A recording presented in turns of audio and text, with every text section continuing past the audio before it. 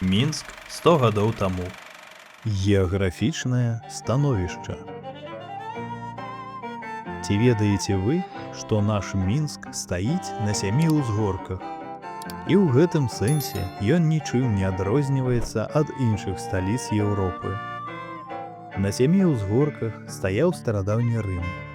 Сваім падабенствам на 7-узгоркавы Рым ганарыцца Масква, Вільня, Кіеў.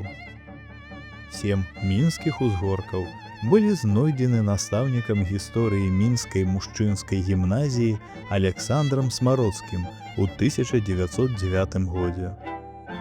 І ці не тады ўзнікла прадчуванне, што Мінску наканавана быць сталіцай.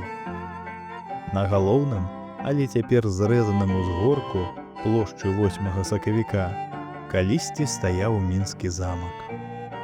На самым вялікім узгорку размясціліся адразу две плошчы – Свабоды і Кастрычніцкая.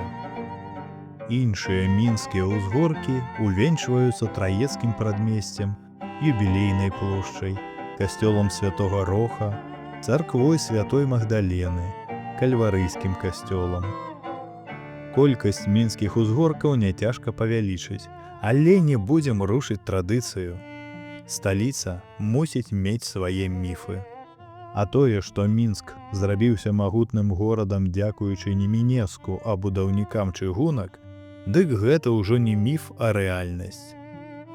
У пачатку 19 стагоддзя рака Свіслач, на якой стаяў горад, страціла былое значэнне для гандлю.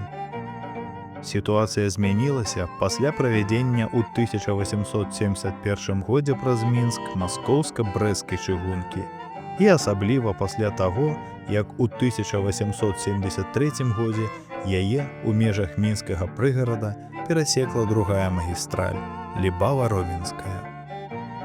Мінск апынуўся на перакрыжаванні двух чыгуначных шляхоў і атрымаў надзейную сувязь з маскоўскім, польскім і паўднёвым прамысловымі рэгіёнамі, з зерневымі украінскімі губернямі і важнымі партамі Балтыйскага мора. Горад пачаў імкліва расці, і ў пачатку 20 стагоддзя да Мінска ўжо вялі каля 35 дарог.